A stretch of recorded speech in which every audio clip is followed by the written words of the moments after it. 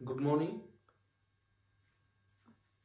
Now we are discussing the SAT paper NTSC major test जो आपका 25/8/2020 यानी कि कल हुआ था। पहला सवाल हम फिजिक्स पोर्शन डिस्कस कर रहे हैं और यहां अपनी की बनाते चलेंगे। Question number 1, consider a freight train having a string of n identical cars pulled by force F as shown। ऐसे n डिब्बे हैं, ये जुड़े हुए हैं और इनको बाहर खींचा जा रहा है विद फोर्स F। मतलब मैं इस पूरे को इकट्ठा देखता हूं एक साथ। आइडेंटिकल कार्स का मतलब है अगर एक का मास m है तो सबका मास m होगा और ऐसे n ये कंपार्टमेंट्स है। अच्छा, उसके बाद इसमें बोलता है find the force Fn pulling the last n cars. मान लो यहां तक ये आखिरी n कार्स होगी है, तो यहां जो फोर्स होगा पुलिंग फोर्स वो कितना होगा ये निकालना है। तो इन सवालों को करने का एक सीधा तरीका होता है कि भाई आप सबसे पहले तो इकट्ठा एफबीडी बनाओ, पूरे की एक्सेलरेशन निकालो।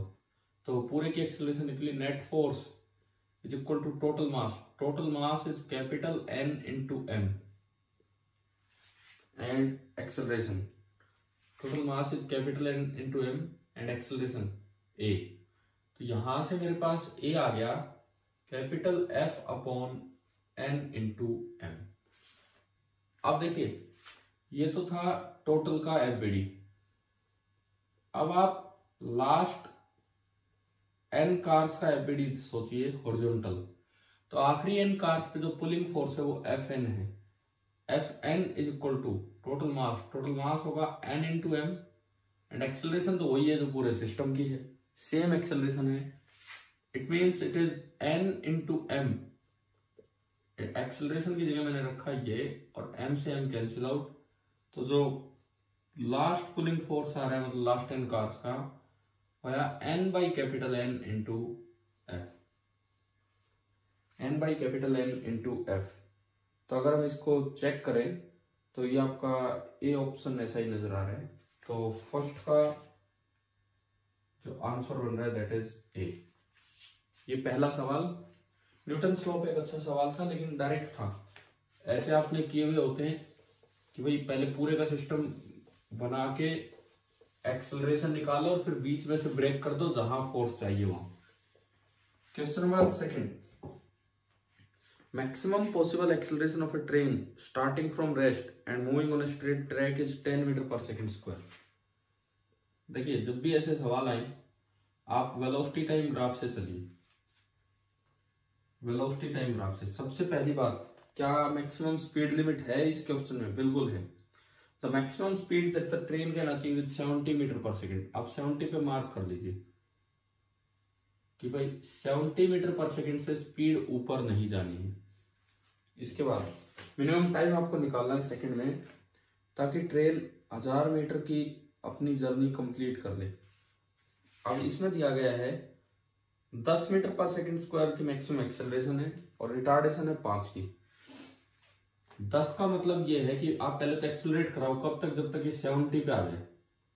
आप उस समय तक एक्सेलरेट करो ये जब तक कि इसकी स्पीड 70 हो जाए और वो टाइम हमें मिल गया।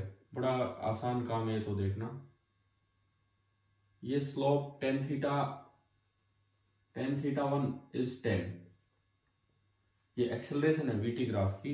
tan θ1 इज 10 और ये आपका है 70 और tan θ 10। तो tan θ बराबर 70 बाई t। तो यहां से आपको पता लग गया कि t जो है दैट इज 7 सेकेंड। ये फर्स्ट टाइम में ही पता लगा। उसके बाद अगर लिमिट नहीं होती तो यूं जाके यूं ले आते मिनिमम टाइम के लिए, लेकिन मिनट लिमिट है मैक्सिमम स्पीड की तो इसको यूं चलना पड़ेगा। हमें नहीं पता कितनी देर ये यूं चला, इसका हमें आइडिया नहीं है, वो हम निकालेंगे। This is t0। Then retardation है 5 मीटर पर सेकेंड स्क्वायर। रिटार्डेशन कम है तो टाइम डबल लगेगा। अगर यहां से यहां पहुंचने में 7 सेकंड ही लगे तो वापस उतरने में रिटार्डेशन आधा है तो आपको 14 सेकंड लगेंगे। अगर मैं अंदर वाली साइड एंगल θ2 बोलूं तो tan थीटा टू 5 है, तो आप खुद देख सकते हो 70/14 होगा तब 5 आएगा। तो ये आपका कंप्लीट डायग्राम बना। अगर ये लिमिट ना होती तो सीधा जाके यूं ले आते मिनिमम टाइम के लिए। अब total distance travelled is 1000 metre, तो मुझे पहले टी नॉट निकालना है। अब पूरा एरिया वेलोसिटी टाइम ग्राफ का एरिया आपको डिस्टेंस कवर्ड देगा, डिस्प्लेसमेंट देगा, तो 1000 मीटर है, तो जो एरिया होगा that is 1000, that is equal to, trapezium का एरिया होता है half into sum of the parallel sides, तो ये टी नोट तो ये भी टी नोट, तो सम ऑफ द पैरेलल साइड्स हो गया 7 plus T note plus 14 plus T note, यानी कि 21 plus 2 t naught into separation between the parallel sides is 70। बस ये इक्वेशन बनेगी। यहां से आपका आया 1000 is equal to 21 plus 2 t naught into 35, 21 plus 2 t naught, this is coming out to be 1000/35। आपने कैंसिल किया 5 से, 5 तो 10, 200/7। It means 2 t naught is equal to 200/7 minus 21। तो यहां से 2 टी नोट आ गया 7 एलसीएम 200 माइनस 7 14 147, तो 2 टी नोट आ गया 53/7, और you can say T note आ गया 53/14 सेकेंड। हमने टी नोट निकाल लिया। अब टोटल टाइम कितना लगा, तो टोटल टाइम लगा 7 प्लस 53/14 प्लस 14, और यू कैन से 21 प्लस 53/14। एलसीएम लिया 14, 14 4 14 28, 294 प्लस 53 297, यानी कि 347/14 सेकेंड। ऐसा कौन सा ऑप्शन है, ऐसा ऑप्शन इसमें है सी। तो सेकेंड का आंसर आ रहा है सी। ये है आपका तीसरा सवाल, और इसमें हमें पोटेंशियल डिफरेंस निकालना है between the points a and b. तो कोई अलग कॉम्बिनेशन नजर आ नहीं रहा। सबसे पहला कॉम्बिनेशन, ये दोनों सीरीज, तो R1 और R1 जुड़ के मैं 2R1 इकट्ठा कर दूं और इसको मैं एक सिंगल ब्रांच बना दूं। सिमिलरली R1 एंड R1 जुड़ के इकट्ठा कर दूं 2R1, और ये सिंगल रजिस्टर ऊपर लगा दिया। ये हमारा सर्किट बना। अब मुझे लगता है कि इसमें तो केवीएल से ही आपको जाना चाहिए, और तो कुछ नजर आ नहीं रहा है। तो अगर मैं इसमें पोटेंशियल डिफरेंसेस मेंशन करूं, पहले आप कुछ करंट एज्यूम कर दो। सपोज इस ब्रांच में करंट गया I1, इस ब्रांच में करंट गया I2, और दोनों जुड़ के यहाँ आएगा I1 प्लस I2। आप ऐसा भी मान सकते हो, देखो आपका मन करे वैसे आप मानो। आप यूं भी मान सकते हो E2 के साथ I2, E3 के साथ I3, लेकिन E1 से I1 मत मानो। अब एक जगह कैसे लगाओ, एक को कम करो। ये I2 इधर से आया, I3 इधर से आया, तो इसका मतलब ये आपका जुड़ के जाएगा I2 प्लस I3। दो वेरिएबल हमारे हो गए। अच्छा, डायरेक्शन कैसे मानी, कोई प्रॉब्लम ही नहीं है। कोई भी डायरेक्शन गलत होगी तो आंसर नेगेटिव आएगा, और उतना ही करंट अपोजिट डायरेक्शन में हो जाएगा। तो वो तो हम बेझिझक चलेंगे, वो तो चांस की बात होती है कि करंट सारे पॉजिटिव आ जाए या नेगेटिव आ जाए। अब इसमें हम पोटेंशियल डिफरेंसेस लिखें, माइनस प्लस, ये 2 वोल्ट की बैटरी है। यहां अगर मैं देखू 2R1 यानी कि 2 यहां से आ रहा है, तो this is plus, this is minus, and this is 2 times I2 plus I3, क्योंकि R1 तो 1 है। 2 टाइम्स I2 प्लस I3। यहां अगर मैं देखूं माइनस प्लस E2 इज 4, इसमें देखें plus minus I2 R2, and R2 is 2, so this is 2I2। यहां देखें तो minus plus E3 is 4, and ऊपर वाले में अगर देखते हैं तो प्लस माइनस 2R1 मतलब 2I3। ये आपका बना। एक बार मैं इसमें घूम के केवीएल लगाऊं, और एक बार मैं इसमें घूम के केवीएल लगाऊं, और फिर मैं दोनों इक्वेशंस को सोल्व करूं I1 और I2 और I3 के लिए। तो देखिए, इसमें जब आप घूमते हैं, पहली एंट्री माइनस से तो प्लस का 4, अगली एंट्री प्लस से तो -2i2, अगली एंट्री प्लस से तो -2 टाइम्स i2 प्लस i3, अगली एंट्री प्लस से तो -2 and this is equal to 0। तो अगर हम यहां देखें तो बना 4 - 2 is 2, -2i2 -2i2 -4i2 -2i3 plus 2 उधर जाके होगा -2, -2 कॉमन आके कैंसिल हो गया तो ये बचा 2i2 plus i3 is equal to 1। Equation number 1 हमारी ये बनी। ये तो इस लूप में केवीएल लगाया। अब मैं इधर लगाऊं केवीएल, इधर लगाऊं, क्यों घूम रहा हूं। पहली एंट्री माइनस से तो +4, अगली एंट्री प्लस से तो -2i3 एंड अगली एंट्री माइनस से तो +2i2 एंड अगली एंट्री प्लस से तो -4 एंड इज इक्वल टू 0। 4 से 4 कैंसिल, 2 कॉमन आ गया, 2 कॉमन आ गया तो it means -i3 plus i2 is equal to 0, -i3 plus i2 is equal to 0। तो यहां अगर मैं इक्वेशन बोलूं तो i3 is coming out to be equal to i2, equation number 2। i3 i2 दोनों बराबर रख दिए तो इसमें ये बन गया 3 times i2 is 1, it means i2 is coming out to be 1/3, i2 1/3 ampere तो i3 भी 1/3। अब मुझे केवल बीच वाली ब्रांच में देखना है, केवल बीच वाली ब्रांच में। ये एक R2 है और ये एक E2 है, ये पॉइंट A है और ये पॉइंट B है और करंट यू जा रहा है, करंट जा रहा है I2। तो अब अगर मैं पोटेंशियल डिफरेंस लिखूं तो E2 तो 4 वोल्ट का है तो -+4, यहां करंट नीचे से ऊपर जा रहा है तो प्लस माइनस, और ये आपका आया हाफ, ना sorry 1/3, 1/3 into 2 this is 2/3 volt.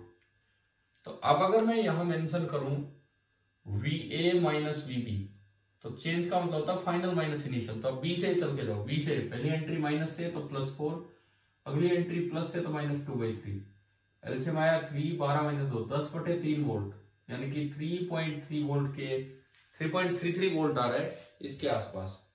और ऐसा जो आपका ऑप्शन है that is option number b. Question number 3 में ये आपका आ गया option b. Next is question number 4, carbon resistor. अब कलर कोडिंग पे अगला सवाल है, कार्बन रजिस्टर की कलर कोडिंग पे नेक्स्ट क्वेश्चन है, वो हम देखें।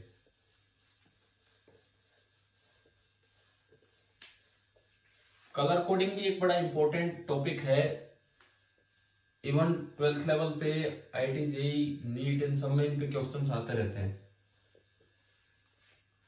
तो देखिए इसमें क्या है, 4th वन, चौथा सवाल, कार्बन रजिस्टर जिसकी रेजिस्टेंस है 47 ± 4.7 kilo ohm is to be marked with different rings of different colors for its identification। Colour code sequence बतानी है।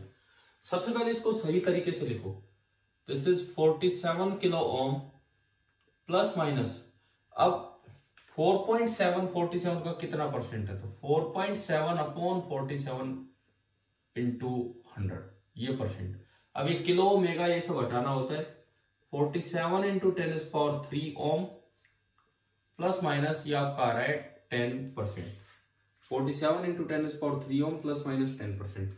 अब देखो जो हमारी सीक्वेंस होती है, BB Roy, Great Britain, very good wife, gold, silver and no colour, ये होते हैं। 0 से स्टार्ट होता है, 0 1 2 3 4 5 6 7 8 एंड 9 एंड ये टॉलरेंस के लिए 5% एंड ये 10%। तो देखो आखिरी कलर हमें दिख गया, 10% का मतलब जो लास्ट कलर होगा दैट विल बी सिल्वर। 4 का मतलब है येलो, पहला कलर आपका होगा येलो। 7 का मतलब है वॉयलेट, जो अगला कलर आपका होगा दैट विल बी वॉयलेट। और कौन सा रह गया, 3 का मतलब है O फॉर ऑरेंज, तो ये आपका होगा ऑरेंज। तो हमारी सीक्वेंस आ रही है येलो, वॉयलेट, ऑरेंज, सिल्वर, और ये आपका ऑप्शन बी नजर आ रहा है। तो फोर्थ का हमारा आंसर बना बी। फोर्थ का जो हमारा आंसर है that is b. Colour coding भी एक इंपॉर्टेंट टॉपिक है जिसपे सवाल आ सकते हैं, आपको ध्यान रखना चाहिए। Next is question number 5, work done by magnetic force. ये तो स्टैंडर्ड रिजल्ट है, स्टैंडर्ड रिजल्ट अच्छा सवाल है, क्योंकि बच्चा कई बार कंफ्यूज हो जाता है, यार ये तो काम कर भी सकते हैं। नहीं, स्टैंडर्ड रिजल्ट है, work done by magnetic force is always 0।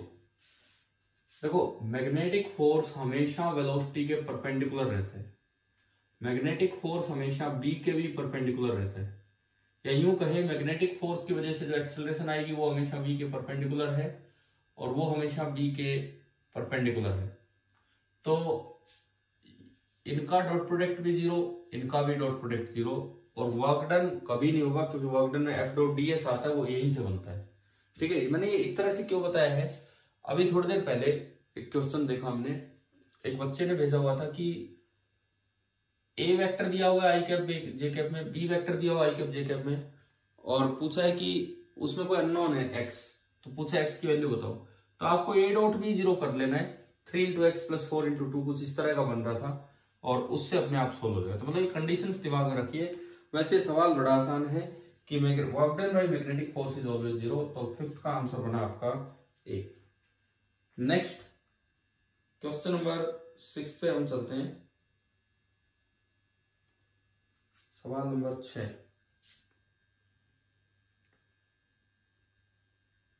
Sixth question है, a thin wire of fixed length L.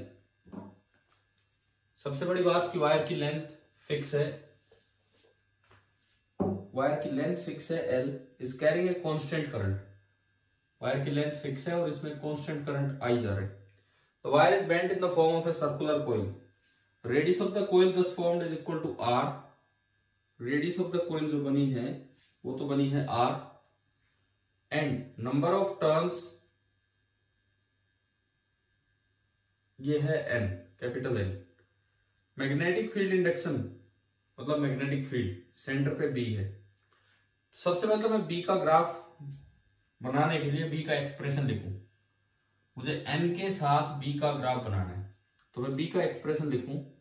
Centre पे होता है mu not an I by 2r, ये हम सभी जानते हैं, पाइथागोरस और लॉ से निकलते हैं।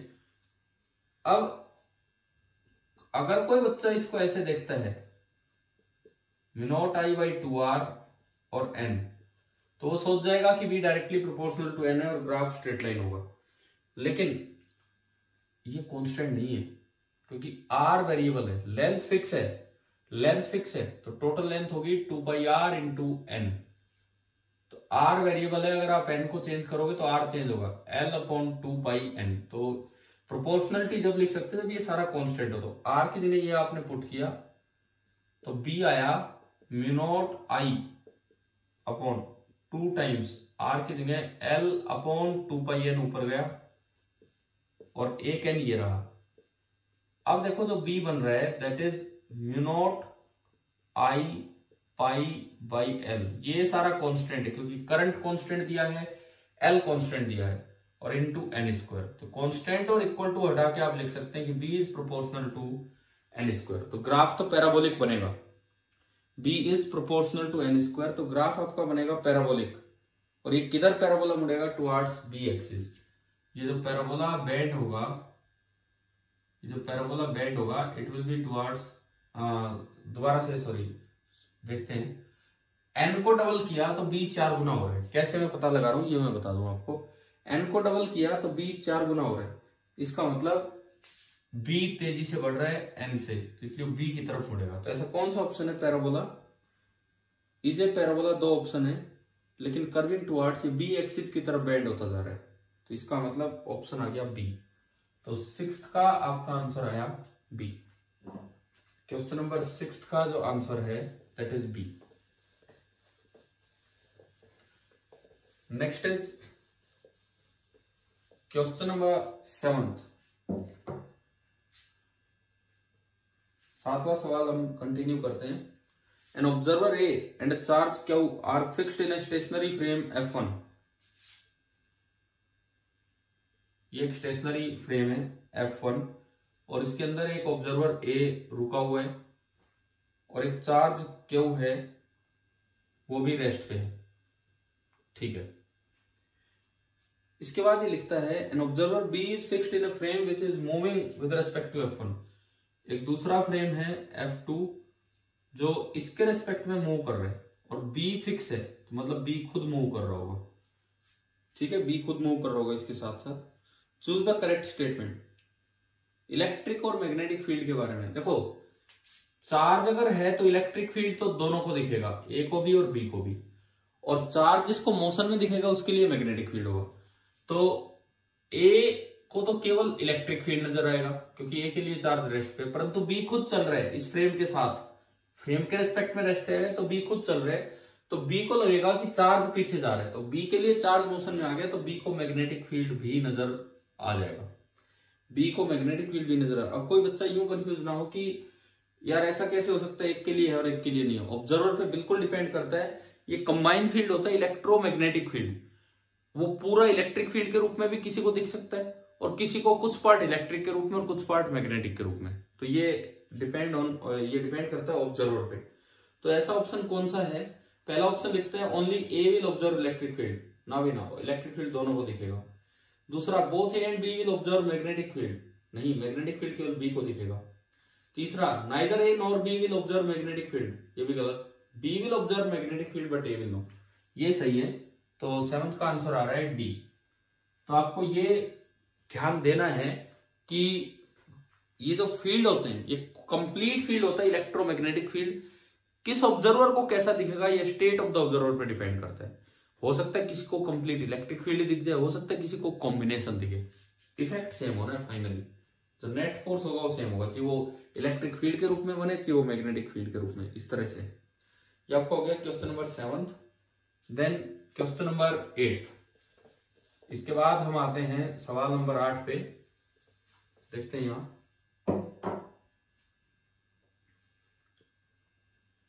An observer is moving with a constant velocity of 10 meter per second. He observes that an object of mass 2 kg is moving with an acceleration of 1 meter per second square. The magnitude of pseudo force.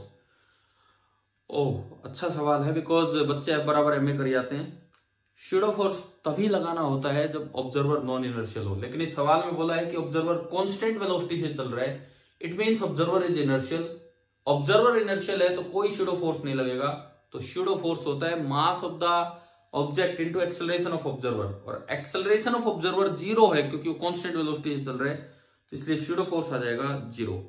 तो 8th का भी answer आ गया D. 8th का आपका answer आया D. Next is 9th।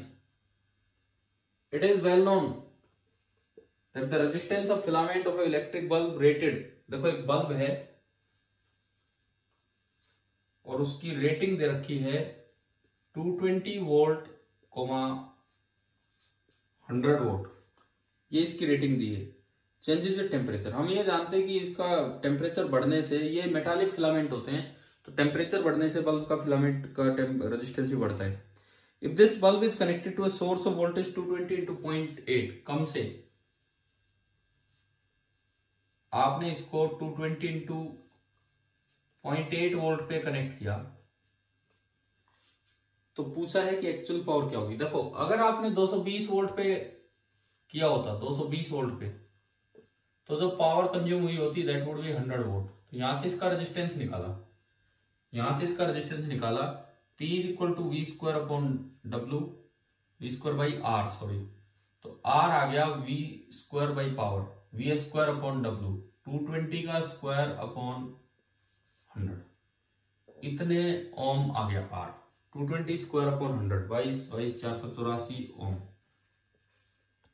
अब यहां अगर इसका टेम्परेचर T1 है और यहां अगर नॉर्मल क्वेश्चन होता, जैसा सिंपली न्यूमेरिकल आते हैं, तो यहां पावर कंज्यूम P डैश बोलता मैं, वो P बोला है P डैश बोल दिया, उसको W भी बोल देते हम, तो हम लिखते जो भी V है स्क्वायर बाई R, तो V आपका होता 220 इंटू 0.8 का स्क्वायर, 220 इंटू 0.8 का square divided by R, and R आपका होता 484 ओम। तो 22 का स्क्वायर 484 कट जाता, तो ये आता 0.8 का स्क्वायर इंटू 100 वोल्ट। अगर टेम्परेचर डिपेंडेंस को कंसीडर नहीं करना होता तो ये आपका निकल के आता 0.8 स्क्वायर इंटू 100 वोल्ट, ये आता। अब इसमें यही ऑप्शन है, विल बी इतना, विल बी इससे ज्यादा, इससे कम या ज्यादा, कुछ भी।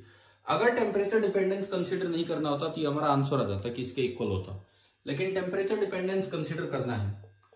तो यहाँ क्योंकि ज्यादा हीटिंग हो रही है, यहाँ कम हीटिंग है, यहाँ 100 वोल्ट पावर यहाँ से कम है, तो इसका मतलब T1 is greater then T2।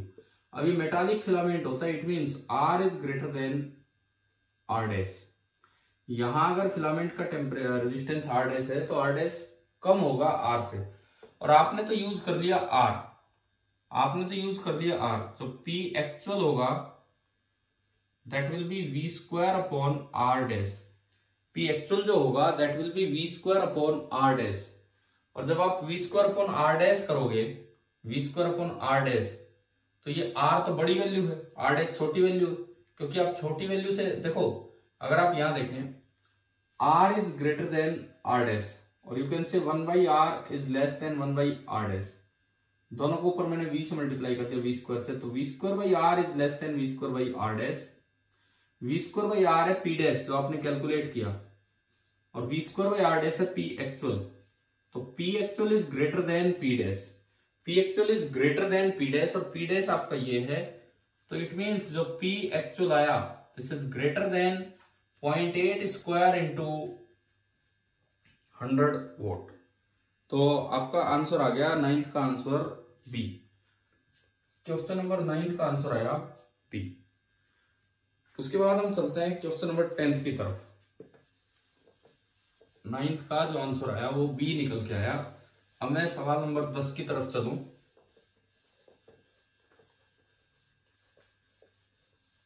देखिए question number 10, mark out the correct option. The total charge of the universe is constant since universe is an isolated system. पूरा यूनिवर्स आप आइसोलेटेड मान सकते हो, तो एक आइसोलेटेड सिस्टम का टोटल चार्ज कांस्टेंट रहता है। Next, total positive charge is constant. No, कुछ ऐसे ट्रांसफॉर्मेशन यूनिवर्स में आइसोलेटेड सिस्टम में होते रहते हैं जिनमें जितना पॉजिटिव चार्ज बनता है उतना ही नेगेटिव बनता है, या जितना पॉजिटिव खत्म होता है उतना ही नेगेटिव खत्म। तो अकेला पॉजिटिव कांस्टेंट नहीं है और अकेला नेगेटिव कांस्टेंट नहीं, तो बी और सी ऑप्शन गलत हो गए। D, total number of charge particles in the universe is constant. Total number of charge particle constant होना भी जरूरी नहीं है। पेयर प्रोडक्शन एक ऐसी प्रोसेस है जिसमें दो पार्टिकल नए बन जाते हैं। एनहिलेशन एक ऐसी प्रोसेस जिसमें दो पार्टिकल खत्म हो जाते हैं, लेकिन टोटल चार्ज चेंज नहीं होता है। ना तो पॉजिटिव चार्ज कांस्टेंट है, ना नेगेटिव चार्ज कांस्टेंट है, ना total number of particles constant है।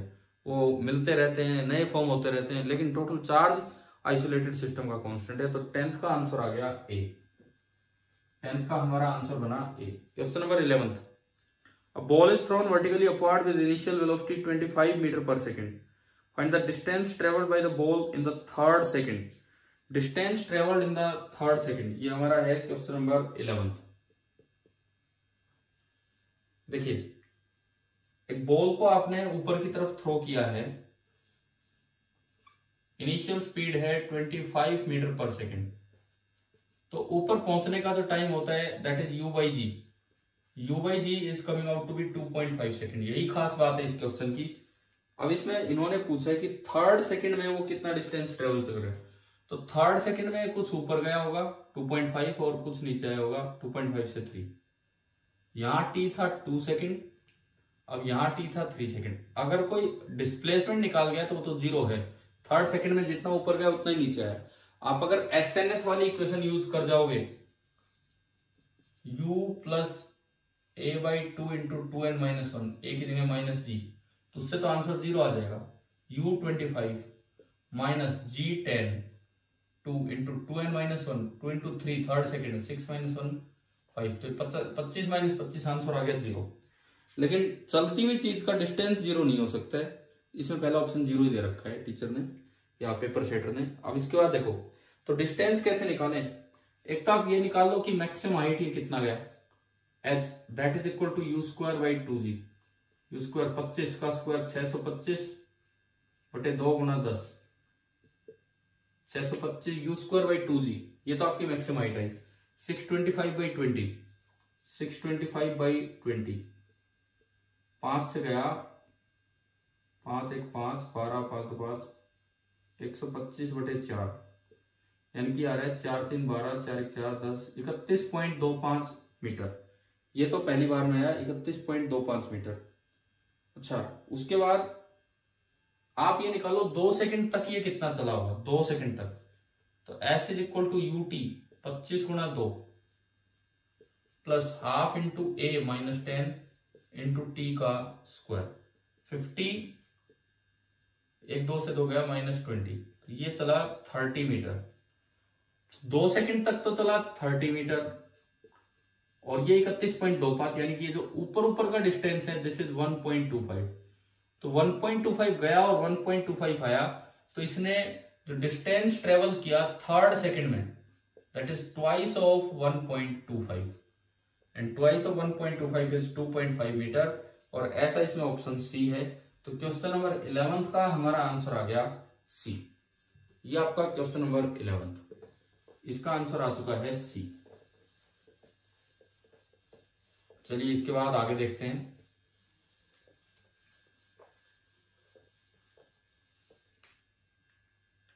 क्वेश्चन नंबर 12, इसमें स्टेटमेंट्स हैं और करेक्ट स्टेटमेंट छाड़नी। If external force is 0 in a system then the net linear momentum of each particle will also remain the same। each particle की गलती कर दी इसमें। अगर F external 0 है तो इसका मतलब होता है कि P system is constant। P system is constant का मतलब है कि 2 पार्टिकल्स हैं तो P1 plus P2 is constant, लेकिन ये कोई जरूरी नहीं है कि P1 अकेला कांस्टेंट और P2 अकेला कांस्टेंट हो। ईच पार्टिकल का होना कोई जरूरी नहीं है। टक्कर होती है, कोलिजन होते हैं, कोलिजन से पहले एक पार्टिकल का मोमेंटम कुछ होता है, टक्कर के बाद दूसरा चलने लग जाता है, रुक जाता है, लेकिन सिस्टम का लीनियर मोमेंटम कांस्टेंट। पहली स्टेटमेंट तो गलत। Second, the direction of net external force on any object is in the direction of change in linear momentum of the object.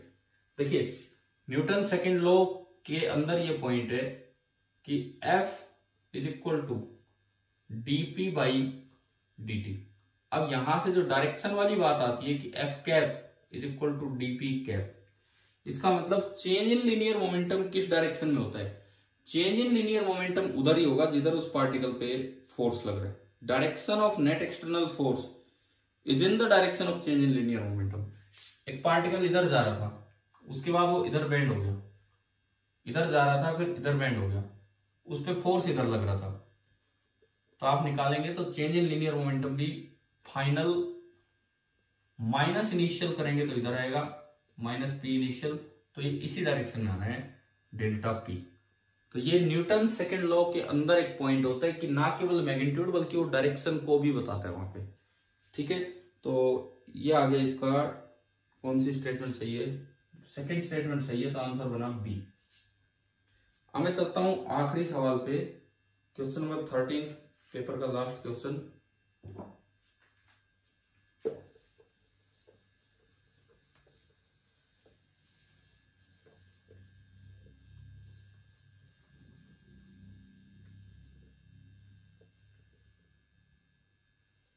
Thirteenth question में लिखता है, अगेन स्टेटमेंट टाइप क्वेश्चन है। If velocity, first 3 statement है इसमें। If velocity of an object changes that it means that speed of object will also change. नहीं, velocity अगर change हो रही है तो स्पीड चेंज हो भी सकती है, नहीं भी। विल चेंज आप नहीं बोल पाएंगे क्योंकि वेलोसिटी तो तब भी चेंज होगी जब कोई बार बार अपनी डायरेक्शन चेंज कर रहा है। एक यूनिफॉर्म सर्कुलर मोशन हो रहा है उसमें भी वेलोसिटी चेंज होती है लेकिन स्पीड चेंज नहीं होती। तो पहला ऑप्शन गलत है। अगर में चेंज होता तो सही होता, स्पीड में change. Second, if a body is falling freely then it will have constant acceleration irrespective of the height from which it is falling। अब अगर आप ग्रेविटेशन को कंसीडर करें तो विद हाइट g की वैल्यू चेंज होती है। ये चीज सही तब थी जब आप नॉर्मल हाइट पे फेंक रहे, लेकिन इसने स्पेशली पॉइंट आउट किया है किसी हाइट पे चले जाओ, तो ना किसी हाइट पे नहीं, वहां जाके तो गड़बड़ हो जाएगी, तो गलत है ये भी।